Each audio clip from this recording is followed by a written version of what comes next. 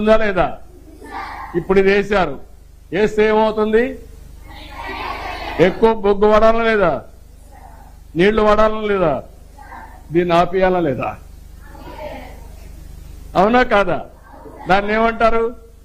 సామాజిక బాధ్యత. అవునా కాదా? ఇలాంటివన్నీ కూడా మీరు గుర్తుపెట్టుకోవాల్సింది. ఇవన్నీ ఇంట్లో నీరు వృధాగా పోతుంది. అవునా కాదా? ట్యాప్ ఆన్ చేస్తారు, గవర్నమెంట్ ట్యాపులు ఉంటాయి, దానికి ఛార్జ్ చేయరు, నీళ్లు వదిలిపెట్టేస్తారు. దానివల్ల ఏమవుతుంది? వేస్ట్ అయిపోతుందా లేదా? దాన్ని సద్వినియోగం చేసుకోవాలనా లేదా? అందుకే మీరందరూ గుర్తుపెట్టుకోవాల్సింది, ఒక వ్యక్తి అనుకుంటే ఇది సాధ్యం కాదు, కొంతవరకే అవుతుంది. అందరం అనుకుంటే ఉద్యమం అవుతుంది. ఆ విషయంలో మీరందరూ గుర్తుపెట్టుకోవాల్సిన అవసరం ఉంది.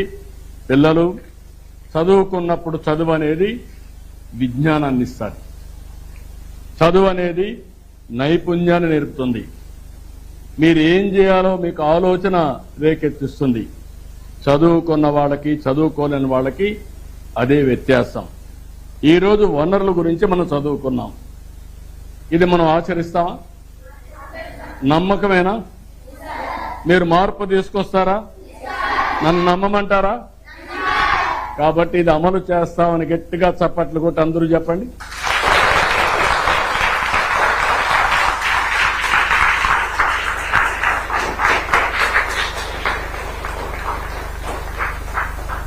ఇప్పుడు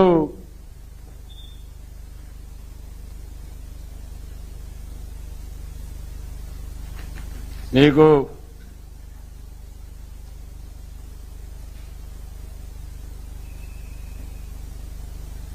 ఈ క్రింది వాటిలో మానవ నిర్మిత వనరేది? క్యాన్సర్ చికిత్సకు మందులు, ఊట నీరు, ఉష్ణమండలం అడవులు. ఏది మానవ ఈ మానవ నిర్మిత వనరు ఏది? మూడున్నాయి. ఏది? క్యాన్సర్ చికిత్సకు మందులు, ఊట నీరు, ఉష్ణమండలాలు, అడవులు, ఉష్ణ అడవులు, మందులు. ఎందుకు ఊట నీరు కాదు? ఊట నీరు ఎందుకు కాదు? యూజ్ చేయరు, మనం తయారు చేయం, అంతేనా? ఉష్ణమండల అడవుల్ని మనం తయారు చేయం. అది ఎట్లొస్తుంది? సహజ వనరులు. అవునా కాదా? ఊట నీరు ఎట్నుంచి వస్తుంది? అడవిలో ఉంటాయి, పారుతానే ఉంటుంది. ఎట్లొస్తుంది అది? ఓకే.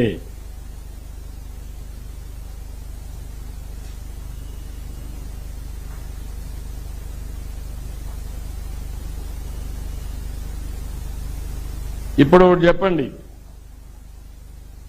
పునరుత్పాదకం కాని వనరులు పరిమిత విలువ ఉన్నవి, మానవులచే తయారు చేయబడినవి, నిర్జీవ వస్తువుల నుంచి ఉద్భవించినవి.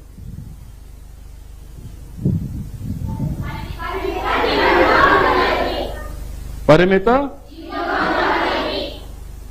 ఓకే.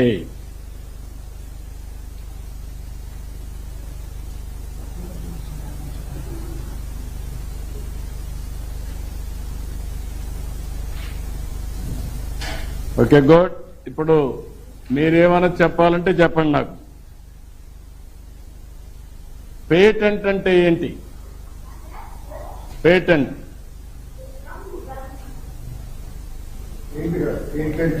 ఇది పెయింట్, నేను అడిగింది పేటెంట్. మీ పుస్తకంలో పెట్టాం ఐడియాని.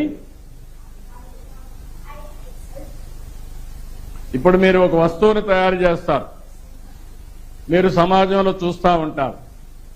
చూస్తామంటే మీకు కొత్త ఆలోచన వస్తుంది. మీలో ఎప్పుడు కూడా ఒకటి ఉండాలి, రొటీన్గా ఆలోచిస్తే మీకు ఆలోచనలు రావు, వినూత్నంగా ఆలోచిస్తే కొత్త ఆలోచనలు వస్తాయి. ఆ కొత్త ఆలోచనే ప్రయోగాలకు దారితీస్తుంది. అప్పుడు కొత్త వస్తువుల్ని మీరు తయారు చేస్తారు, ఇన్నోవేట్ చేస్తారు. తయారు చేసిన వస్తువుని మీరు పేటెంట్ రైట్ తీసుకుంటారు. ఎందుకు పేటెంట్ రైట్ అంటే ఇది ఎవరు కాపీ కొట్టకుండా మీరు తయారు చేసిన ఇంకొకరు కాపీ కొట్టి మీకంటే ముందు వాళ్ళు మార్కెట్లోకి వెళ్ళిపోతే మీ దానికి విలువ ఉండదు. కాబట్టి అది పేటెంట్ తీసుకుంటారు. ఆ పేటెంట్ తీసుకుంటే దాన్ని ఎవరు డూప్లికేట్ చేయడానికి వీలు లేదు, అది మీకే ఉంటుంది. దాన్ని మీరు ప్రొడక్షన్లోకి వెళ్ళి మార్కెట్ చేసుకోవచ్చు. అది పేటెంట్ అంటారు. అందుకనే ఇలాంటి కొత్త కొత్త ఆవిష్కరణలు చేస్తూ ఆ ఆవిష్కరణలు మీరు రిజర్వ్ చేసుకోవాలంటే పేటెంట్ తీసుకోవాలి. అది ఒక అప్లికేషన్ ఉంటుంది. అవన్నీ మళ్ళా మీకు ఎక్స్ప్లెయిన్ చేస్తాను. ఇక్కడ ఉండేవాళ్ళు ఏం కావాలనుకుంటున్నారు మీరంతా? మొన్న ఓకే, ఇక్కడ ఉండే వాళ్ళల్లో 7వ తరగతి నుంచి వచ్చారు 8కి, అవునా కాదా? మీరు A1 హైయెస్ట్ కదా, A1 అంతేనా? Rank is highest A1. A1 వచ్చాడు, చేలు పైకెత్తండి. A1 ఓకే, A1 వచ్చిన వాళ్ళు మళ్ళా నేను చూస్తాను మీ పుస్తకం.